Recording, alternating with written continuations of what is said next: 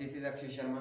तो आज की वीडियो को शुरू करते हैं। वीडियो को शुरू करने से पहले मैं आपको बता दूं, आज की वीडियो का चौथा, पांचवा और छठा श्लोक बड़े ही अच्छे लेवल के होने वाले हैं। जो अपनी 90s 20s की एज में है, 16 17 18 से प्लस हैं, वो उन श्लोक को जरूर सुन के जाएं। तो बिना किसी देरी करते हुए वीडियो को शुरू करते हैं। चलिए, पहला श्लोक। यशः पुत्र वशीभूतः भार्या छंदानुगानी विभेह यश्चः संतुष्टः स्वर्ग इभे। इस श्लोक में का अर्थ है कि जिसका पुत्र आज्ञाकारी हो, स्त्री पतिव्रता हो, जिसे धन की प्राप्ति हो चुकी हो और उसे उससे संतुष्ट हो, कोई उसके अंदर असंतुष्टि ना हो या फिर पैसे को लेकर उसके मन में कोई तृष्णा ना हो, तो उसके लिए धरती ही परलोक अर्थात स्वर्ग के समान है। क्योंकि कहा जाता है कि स्वर्ग अच्छे कर्मों को शुभ कार्य करने के पश्चात ही प्राप्त होता है। तो कहा गया है कि अगर हमें तीनों सुख प्राप्त हो जाते हैं, पुत्र का आज्ञा का पालन करना, पत्नी का पतिव्रता होना और हमें धन की प्राप्ति हो चुकी हो और कोई लोभ ना हो किसी चीज के प्रति, किसी धन की तृष्णा ना हो, तो हमें धरती पर ही स्वर्ग का वास हो चुका है, स्वर्ग मिल चुका है। तो ये करते हुए अगले श्लोक पर बढ़ते हैं। दूसरा श्लोक। ते पुत्राय पितृभक्तः सह पिता यस्तु पोषकः तन्मन्त्रः यत्र विश्वासः सह भार्या यत्र निर्वर्ति। अगर पुत्र हो तो पिता का भक्त हो, माता पिता का सेवक करने वाला हो, माता पिता का दुख सुख में सहायक हो, तो वही असली अर्थों में पुत्र कहला जाता है। अगर घर में दुख का संबंध हो, दुख सुख का लेन देन हो, अपने कष्ट हो, तो उसे ही, उनको दूर करने वाले को ही पिता कहा गया है। अगर विश्वास दिलाए रखने वाला व्यक्ति है तो उसे असली अर्थों में मित्र कहा गया है। और इसी प्रकार जो कोई पत्नी स्त्री पतिव्रता हो, उसे ही असली अर्थों में स्त्री पत्नी कहा गया है।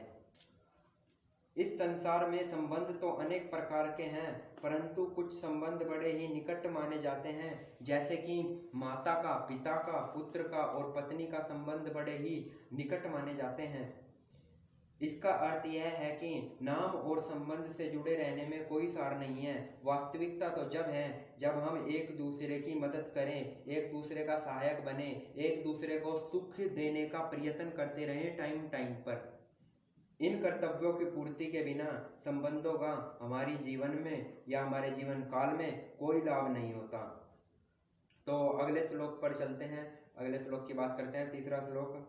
प्रोक्षे कार्य हंतकार प्रक्षते प्रियावादीनां वर्ज्यते तादृशः मित्रः विषकुंभम प्योमुख है। उपरोक्त श्लोक में आचार्य चाणक्य कह रहे हैं कि पीठ पीछे रहकर बुराई करने वाले का, काम में बाधा डालने वाले का, प्रयास करने वाले का, उसके मुंह पर अथवा उसके सामने मीठी मीठी बातें करने वाले का, ऐसे मित्रों से दूर हो जाना चाहिए या ऐसे लोगों से त्याग देना चाहिए। जिस प्रकार हम नीचे से विष और ऊपर से दूध भरे हुए घड़े को दूर फेंक देते हैं, इसी प्रकार हमें इनका त्याग कर देना चाहिए। सामने रहकर मीठी मीठी बातें करने वाले का और दूर जाकर बुराइयां करने का, खरी खोटी सुनाने का कोई लाभ नहीं होता। ऐसे लोगों से हमें दूर हो जाना चाहिए। और असली मित्र तो हमारा वही होता है जो हमें सामने खरी खोटी सुना दे, हमारे सामने बुराई कर दे, मगर हमारे पीछे से ना तो बुराई सुने, ना बुराई करे और ना ही हमारे काम में बाधा डालने का प्रयास करे। इसके विपरीत जो व्यक्ति हमारे सामने हमारी बड़ाई करता हो, वो आंखों से ओझल होते ही हमारी निंदा करने लगता है। मुझे लगता है कि आपके जीवन में ऐसे काफ़ी लोग होंगे, तो आप उनसे दूर रहिए। तो चलिए आज के फोर्थ श्लोक पर, सुपर श्लोक, फोर्थ फिफ्थ सिक्स सुपर श्लोक हैं आज के, इनकी बात करते हैं और इन पर काफ़ी ध्यान देने की आपकी ज़रूरत है। तो बताता हूँ मैं आपको। न विश्वास्ते कुमित्रे न मित्र च अपि न विश्वास कदाचित कुपितः मित्रम सर्वेः गुह्युः प्रकाश्यते। इस श्लोक में आचार्य चाणक्य कहते हैं कि बुरे मित्र पर विश्वास करना तो दूर की बात है, हमें अच्छे मित्र पर, अपने बेस्ट फ्रेंड पर भी विश्वास नहीं करना चाहिए। क्योंकि अगर उसे क्रोध आता है, उसे गुस्सा आता है या वो किसी चीज़ से नाराज़ होता है, तो वो आपके सारे राज प्रकट कर सकता है। अगर आपको कुछ उन्हें फिर भी बताना पड़ रहा है तो बहुत ही ज़्यादा सोच समझ कर बताइए। उनसे कुछ चीज़ें छुपा कर रखने में ही बहुत ज़्यादा फायदा होता है, क्योंकि यह भी हो सकता है, एक संयोग ये भी बनता है, अगर आपने उन्हें कुछ अपने राज, अपने दुख सुख बताए हुए हैं, वो आपको ब्लैकमेल कर कर आपसे अनुचित कार्य करने के लिए भी कह सकता है, जिससे आपका बहुत ज़्यादा नुकसान होगा और आपको बहुत कष्ट उठाने पड़ सकते हैं। आज की जनरेशन यह नहीं समझती, खास करके पुरुषों की बात करें, लड़कों की बात करें तो ये नहीं, वो दोस्ती यारी बहुत निभा रहे हैं। तो मैं उन्हें बताना चाहूँगा, भाई ऐसा ना करें, अपने मित्रों से थोड़ा दूरी बनाए रखें और अपनी कुछ घर की बातें उनसे ना बताएं। कहीं इसका सहारा लेकर वो आपकी आगे की लाइफ में कुछ बाधा ना डाल दें। तो यही कहना चाहूँगा। फिर भी स्त्रियाँ, कुछ लड़कियों में ऐसा होता है, वो अपने फ्रेंड पर, अपनी सहेली पर इतना विश्वास नहीं करती, उन्हें इतनी ज़्यादा बात नहीं बताती, तो वो वहाँ पर बहुत ज़्यादा ठीक है। पर मैं ये ज़्यादा संदेश मैं लड़कों को देना चाह रहा था। तो अगले श्लोक की बात करते हैं, 5वां श्लोक। मनसः चिन्तय कार्यः वाचा नैव प्रकाश्यते, मंत्रवर्तेः राजगुढ़ेः कार्य च अपि नियोज्यते। इस श्लोक में आचार्य चाणक्य कहते हैं कि यदि किसी कार्य के संबंध में कोई योजना बनाई गई हो, उसे वाणी से प्रकट करना न करना आपकी मर्जी है, परंतु आप उसे वाणी से अपनी प्रकट ना करें तो बहुत ही बेहतर है। क्योंकि आपने देखा होगा, यह आपकी लाइफ में भी हो चुका होगा काफ़ी टाइम।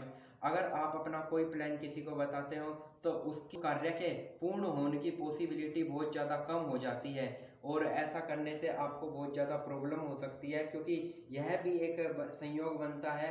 आपने जिसे बताया है वो आपसे पहल करे, आपसे पहले उस कार्य की जानकारी लेकर आपसे पहले उस कार्य को पूर्ण करें, और आप खड़े खड़े देखते रहें।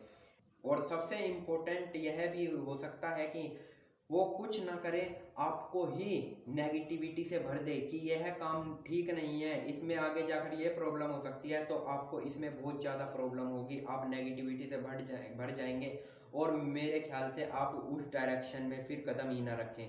तो आपको पहले से पहले किसी को अपने कार्य की बातें नहीं बतानी है। तो अगले श्लोक की बात करते हैं, ये इस वीडियो का लास्ट श्लोक है। कष्टम चह खलु मूर्खताव कष्टः चह खलु यौवनम कष्टाम कष्टम चैव प्रगाहे निवासनम। इस श्लोक में आचार्य चाणक्य कहते हैं कि अनेक अनर्थों की जड़ होने के कारण मूर्खता बहुत पीड़ा देने वाली होती है, इसी कारण यौवन भी कष्टकर होता है।